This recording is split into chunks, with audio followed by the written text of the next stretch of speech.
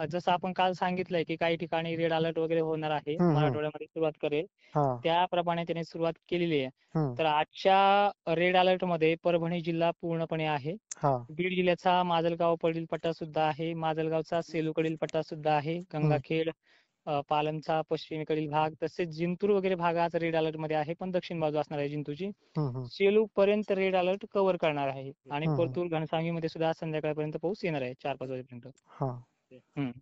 आणि विदर्भ विदर्भामध्ये अकोल्याला झालाय चालू. अकोल्याच्या काही भागांमध्ये जसे की मूर्तिजापूर असेल, अकोट परिसर असेल आणि अकोट जवळपास 150 ते 200 गावांना आज तो कव्हर करणार आहे. संध्याकाळपर्यंत ही सिस्टीम अजूनही दुप्पट वाढणार आहे. जवळपास अकोल्याच्या शेवगावपर्यंत आणि मेहकरपर्यंत ही पाऊस आहे. म्हणजे वातावरण दिसणार नाही आलेलं, अचानकच होणार आहे सगळी सिस्टीम. सोलापूर, धाराशिव सुद्धा रेड अलर्ट मध्ये आहे. नगर जिल्हा रात्री, नाशिक जिल्हा सुद्धा रात्रीपर्यंत तो कव्हर करणार आहे. जसं लाईव्ह मध्ये सांगितलं सेम त्याच पद्धतीनं. जळगाव सुद्धा बाउंड्री लगतचा हा भाग आहे एमपीचा, जळगाव पासून उत्तर जळगाव शहर वगैरे हे सुद्धा रेड अलर्ट वरती लवकर जाणार आहे. म्हणजे आजपासून पाऊस हा 60 ते 65% जसं तुम्हाला मी सविस्तर सांगितलंय त्या पद्धतीने क्लाउड कव्हरिंग एरिया घेऊन चाललेला आहे. त्यामुळे भीतीचं वातावरण आहे. आणि वर्ध्यामध्ये सुद्धा काही ठिकाणी चालू झालाय पाऊस सध्या. तो लवकरच तुमच्याकडे येणार आहे. राळेगाव, सिंधी, केळापूर, गटंगी परिसर घेणार आहे. 22 तारखेची काय राहणार परिस्थिती? 22 तारखेला आजचा आणि उद्याचं सेम आहे. कमी अधिक प्रमाणात होईल, पण 23, 24, 25 तारखेला शेतामध्ये जाता येणार नाही, काम करता येणार नाही.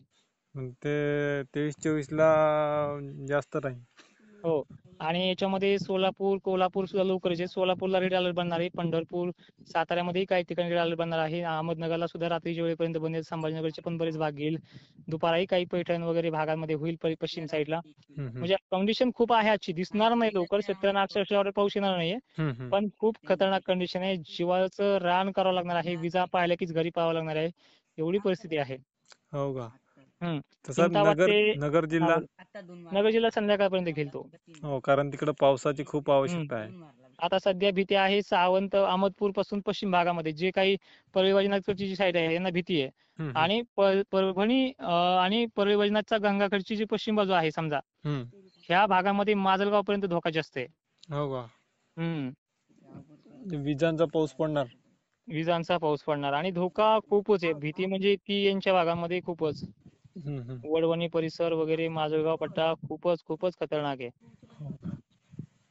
आता विजांचा अधिक प्रभाव 23-24 पर्यंत कोणत्या कोणत्या जिल्ह्यात राहील? आता सगळे दिवस सर विजांचे आहेत. आपण तुम्ही म्हणता हा दिवस नाही तो नाही, आता सगळे दिवस असणार आहेत. त्यामुळे विशेष म्हणजे याचं प्रमाण हे वाढतच जाणार दिवसेंदिवस. 6 ऑक्टोबर पर्यंत महाराष्ट्रामध्ये जेवढे जीव वाचता येईल आपल्याला शेतकऱ्यांचे, तेवढी कष्ट आपल्याला करणं आहे. आणि विशेष म्हणजे असं कुठलं नाही, तुम्ही म्हणता आता अकोल्याला पाऊस 4-5 गावांना, 150 गावांना, 150 गाव काही नाही, 10-5% भाग झालाय, पण हे मल्टिपल होत जाणार आहे संध्याकाळपर्यंत. रातच्या 10 ते 11 वाजेपर्यंत हे मल्टिपल होत जाईल.